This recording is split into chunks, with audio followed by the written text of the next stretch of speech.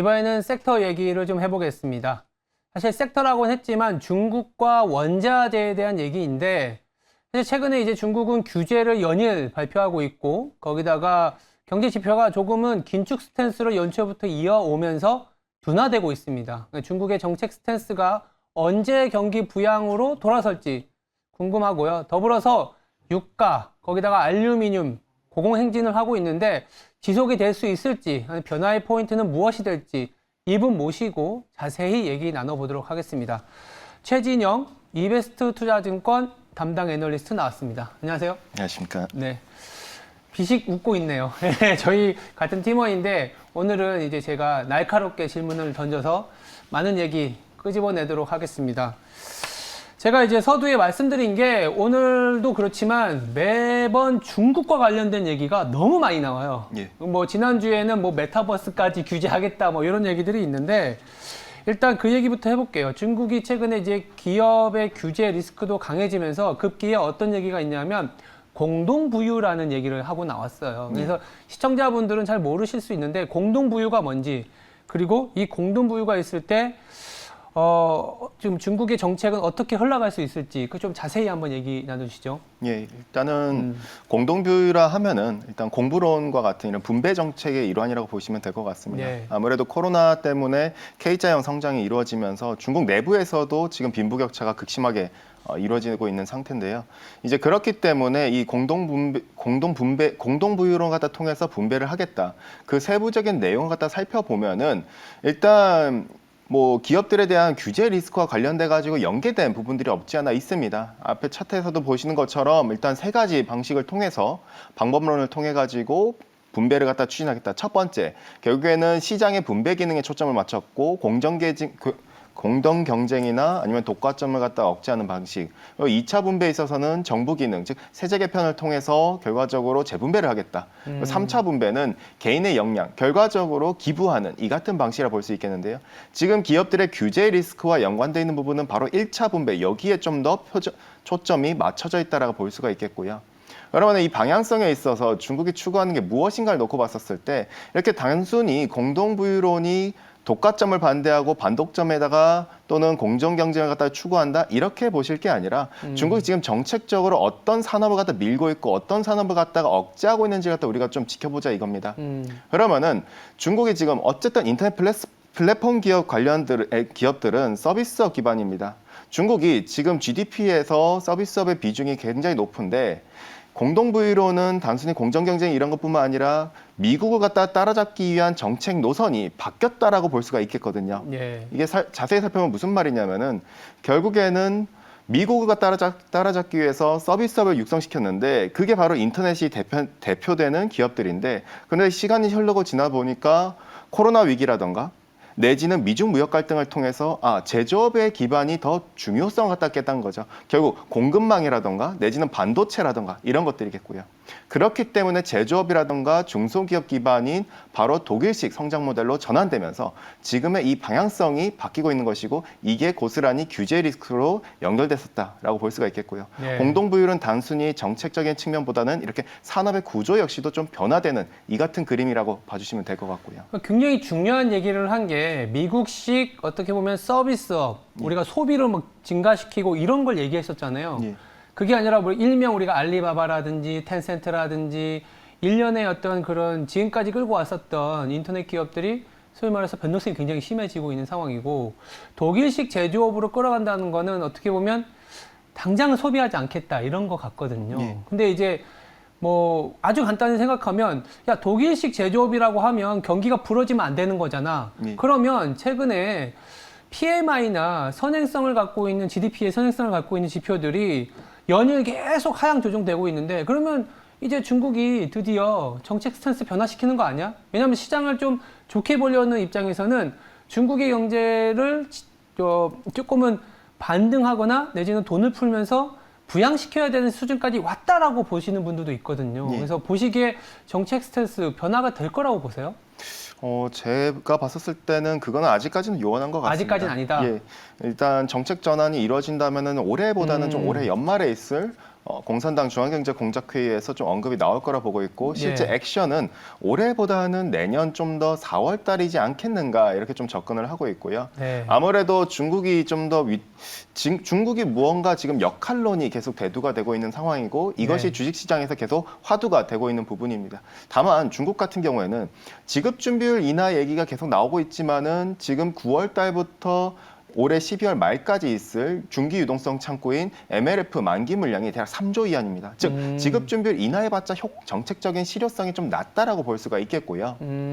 특히나 정책적인 측면에서 지금의 환경이 올해보다는 내년으로 접근하고 있습니다. 크게 세 가지 이유인데요. 첫 번째는 결국 물가 측면에서 봤었을 때 결국에는 물가, 즉 PPI를 놓고 본다면은 과거에도 그렇겠지만은 물가의 하방 압력이 높아질 때, 즉 디플레 우려가 발생했었을 때 중국은 재정 확장 재정으로 나아갔었습니다. 그럼 지금 상황에서는 물가가 PPI가 벌써 9.5%까지 와 있는 상황에서 지금 부양책을 썼다가 오히려 자칫 버블을 갖다가 자극시킬 수 있기 때문에 중국에서는 조금 조심스럽게 접근하고 있다라고 볼 수가 지금 있겠고요. 보이고 있는 차트가 짙은 파란 선이 PPI인 거잖아요. 그죠? 예, 맞습니다.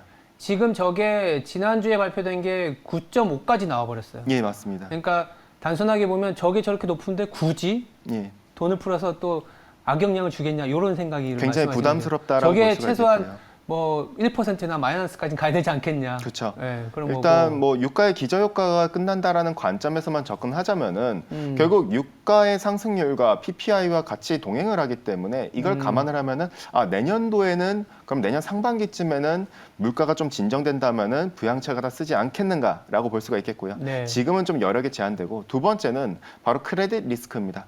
결국에는 지금 중국이 당국에서 정책적으로 전환하기 어려운 이유는 크레딧 리스크가 상존해 있기 때문인데요. 최근에 헝다 이슈라던가 이러한 부분들이 바로 같은 맥락일 텐데 지금부터 내년 4월까지가 중국은 AAA 이하 등급의 회사채 만기 비중이 급격하게 확대되는 구간입니다. 그렇기 때문에 부동산 관련 디벨로퍼 기업들의 회사채 리스크도 이때 구간대 급격하게 확장되는 부분이라고 볼 수가 있겠고요. 그렇기 때문에 정책적인 측면에서 크레딧 리스크가 완화됐을 때 통화 정책도 쓸 수 있기 때문에 지금보다는 좀 더 내년에 우리가 초점을 맞출 필요가 있겠고요. 네. 세 번째는 정치 이벤트입니다. 중국은 과거에도 지도부가 바뀌는 해 때 재정정책 측면에서 확장 재정으로 넘어갔었습니다. 네. 내년 10월 달이 바로 당대회고 시진핑의 연임이냐 이런 것보다 또는 6세대 지도부가 누가 될 것이냐 이런 것보다는 어쨌든 정책적인 측면에서 퍼포먼스를 갖다 보여줘야 되기 때문에 부양책을 쓴다라고 관점에서 접근하시면 될 것 같고요. 네. 그렇게 본다면은 내년에 우리가 정책적인 측면이라던가 또는 지금 통화정책 측면에서 환경, 크레딧 리스크 그리고 정치 이벤트 이런 걸 종합적으로 살펴봤을 때 올해보다는 좀 더 내년에 우리가 포커스를 맞추자라고 말씀드리면 될 것 같고요. 그러니까 결국 지금 9월 중순인데 내년 물가가 조금 잡히고 예. 그리고 회사채가 좀 안 좋은 물량들이 조금은 없어지고 예. 그리고 정책이 좀 바뀔 때를 생각해 보면 최소한 1분기는 좀 지나야. 예, 그럼 맞습니다. 지금부터 거의 6개월이 남아 있기 때문에 시장이 좀 답답한 구간이 이어질 수도 있겠다는 생각이 들고 그렇다 보니까 사실 이번 주에 뭐 수요일에도 예정이 돼 있는 게 여러 실물 지표들이 나오잖아요. 그건 맞습니다. 단기적으로 어떻게 보세요? 저희가 봤었을 때는 일단은 지표상 크게 두드러진 변화가 없을 거라고 좀 접근을 하고 있고요. 아시다시피 8월 달에 사실 PMI를 갖다 놓고 보더라도 지표가 그렇게까지 좋지가 않았습니다. 그렇죠. 근데 중요한 거는 중국이 지표가 좋지 않기 때문에 부양책을 쓸 거야라는 논리를 갖다 먼저 살펴보면은 중국이 그럼 소비 능력이 돼야 됩니다. 그런데 살펴봤었을 때 중국의 중산층이 이미 코로나 위기를 갖다 통해서 K자형 성장이 이루어지고 자산 계층별로 봤었을 때 중산층이 무너진 상황이 노출됐거든요. 그렇기 때문에 지금의 부양책을 써봤자 소비 여력 자체가 낮기 때문에 오히려 초점은 나중에 있을 공동부유론과 연관되어 있는 즉 세제 개편이라든가 이 같은 이슈를 통한 중산층을 갖다가 다시 회복시키는 그 그림을 봐야 되지 지금 당장 뭔가 기대하기도 좀 어렵지 않겠는가 해서 지표는 올해 있어서는 그닥 크게 뭔가 드라마틱한 이러한 부분들이 나오기에는 조금 여전히 좀 제한적이지 않은가 이렇게 좀 보시면 될 것 같고요. 그러니까 정책 스탠스 정도가 변하려면 내년에 가야 되고 예. 지표도 좀 흘러내릴 수 있다. 예, 맞습니다. 근데 추가적으로 제가 좀 궁금한 게 사실 지난주에 시진핑 주석하고 바이든 대통령이 통화를 하기도 했었는데 증시에서는 솔직한 얘기를 나눴다 했는데 그게 또 외교가에서는 그렇게 좋은 얘기는 아니라고 했고 더불어서 내일 예정이긴 한데 그 왕이 외교부장이 예. 내일 방한이 예정이 돼 있어요. 네. 근데 베트남에서 한 얘기가 미국과 거리를 두라 이런 얘기가 있더라고요. 요건 좀 어떻게 보세요? 일단 분명 긍정적으로 접근하기는 좀 어렵다 보고 있고요. 네. 일단 바이든 대통령과 시진핑 주석 간의 통화 내용을 갖다가 자세히 살펴보면은 네. 신화통신에서 보도한 내용만 놓고 봤었을 때 외교적 수사에 저희는 좀 초점을 맞출 필요가 있다라 보고 있습니다. 일단은 진솔하게 대화했다 해가지고 뭐 탄정이라는 중국어를 갖다 구사를 갖다 했는데 이 표현은 사실 뭐 진솔하게 대화했다 이런 것들이라기보다는 자세히 살펴봤었을 때 우리가 터놓고 얘기를 했지만은 이견이 조율이 안 됐다라는 외교적 수사입니다. 오히려 솔직하게 얘기했다가 그냥 서로 말만 하다가 끝났다. 이렇게 해석할 수가 있는 거네요. 어떻게 보면 그렇겠죠. 그러니까 악재네요, 어떻게 보면. 어떻게 보면 악재라고 좀 접근할 수가 네. 있겠고 특히나 가장 끝부분 단에서 핵심 이익이라는 용어를 갖다 붙여줬거든요. 그게 굉장히 중요한 코멘트더라고요. 핵심 이익. 핵심 이익이 뭡니까? 중국에서. 일단은 핵심 이익 같은 경우에는 중국에서 보통 이제 국토 안보라던가 또는 경제적 핵심 이익 이러한 측면에서 외국한테 절대로 넘겨줘서는 안 되는 부분을 갖다 핵심 이익이라고 합니다. 바로 이 같은 부분이 또 언급이 나온 걸 갖다 봤었을 때 그리고 최근에 베트남에서의 순방 과정을 갖다 놓고 봤었을 때 우리가 종합적으로 본다면은 미국과의 뭔가 국토 문제와 관련돼 가지고 마찰이 있지 않겠는가라고 볼 수가 있겠고요. 특히나 2018년 3월 달에도 마찬가지로 당시에 미국 쪽과 중국 쪽 간에 회담이 있었는데 네. 철강과 알루미늄 관세 관련해서 회담이 있었습니다. 당시에도 중국 쪽에서 바로 이 탄창, 즉 진솔하게 대화했다는 용어를 썼는데 그로부터 8일 후에 트럼프 쪽에서 관세를 갖다 때렸었거든요. 그렇기 때문에 이번에도 저희가 조금 계속 조심하게 접근할 필요가 있지 않겠는가 이렇게 보시면 될 것 같고요. 이게 생각보다는 처음에는 지난 주말에 통화했다고 하면서 주가가 잠깐 좋았었는데 뜯어보니까 오히려 중미 간의 갈등은 더 심해질 수도 있고 그런 상황에서 굳이 미국을 위해서 왜냐하면 미국이 인플레이션 부담이 있잖아요. 그래서 그런 걸 위해서 중국이 나설 가능성도 제한적이다. 중국 얘기를 이쯤에서 마무리하려고 하는데 중국에 대한 얘기가 그렇게 좋은 내용은 아니었습니다. 네. 이제 원자재도 담당하다 보니까 자연스럽게 이제 중국에서 원자재 얘기로 좀 넘어가 볼까 하는데 최근에 이제 이것도 중국 얘기긴 하네요. 중국에서 전략적 비축유를 방출했음에도 불구하고 국제 유가는 연일 아까 WTI 기준은 $70도 넘어섰어요. 네. 어떻게 보세요? 유가는 좀 여기서 계속 진행이 될 건지 아니면 조금은 변화가 보이는지 좀 전망 좀 부탁드리겠습니다. 일단은 여전히 유가에 있어서는 하향 안정화가 될 거라고 좀 접근을 하고 있고요. 네. 일단 우리가 살펴봤었을 때 중국 쪽에서 전략 비축유를 갖다 방출했다 분명 긍정적인 이슈긴 합니다. 유가 측면에서 지지선을 좀 내려게 만들어낸 요인이라 볼 수 있는데 다만 여전히 미국 쪽에서의 이슈가 잔존했다고 볼 수가 있거든요. 무슨 말이냐면은 허리케인 아이다가 지나갔지만은 여전히 미국 멕시코만을 갖다 인근으로 한 플랫폼들이 아직 조업이 재개가 되지 않은 상황입니다. 지난주만 하더라도 70%가 아직 재개가 안 됐다. 그리고 현재까지 50%가 재개가 안 됐다라고 얘기가 나오고 있고요. 즉 몇 주가 지났음에도 아직 더딘 조업 상황이 유가를 갖다 지지하는 요인이라 볼 수가 있겠고요. 우리가 수요 측면에서도 분명 그렇게까지 긍정적으로 접근하기는 좀 어렵다라고 접근을 하고 있습니다. 일단 수요 측면에서 어떤 부분이 접근하기 어렵냐면은 첫 번째, 미국의 드라이빙 시즌이 어쨌든 종료가 됐다는 겁니다. 두 번째는 주요 산유국들의 냉방용, 발전용 석유 소비가 9월 달에 정점을 내려가기 때문에 이때부터는 수출 전환이 이루어집니다. 그렇기 때문에 OSP는 추가적인 인상이 어렵다면 결과적 공급이 점진적으로 올라올 수 있다는 환경이 조성됐다라고 볼 수가 있겠고요. 그리고 세 번째는 결국 제조업 PMI가 정점을 찍고 점진적으로 내려가는 모습들이 확인되고 있다는 점입니다. 특히 올해 같은 경우에는 디맨드가 분명 좋았죠.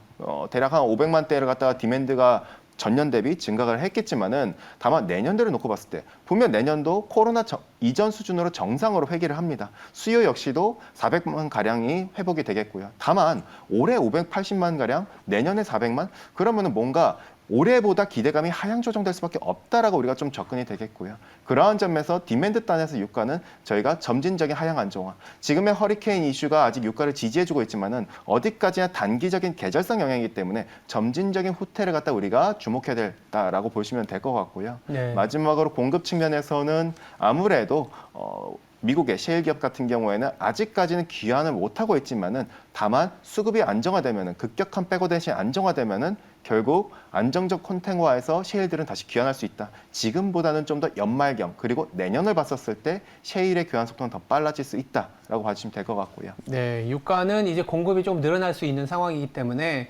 좀 더 올라가기보다는 하향 안정화를 기대하고 있다라는 거고요.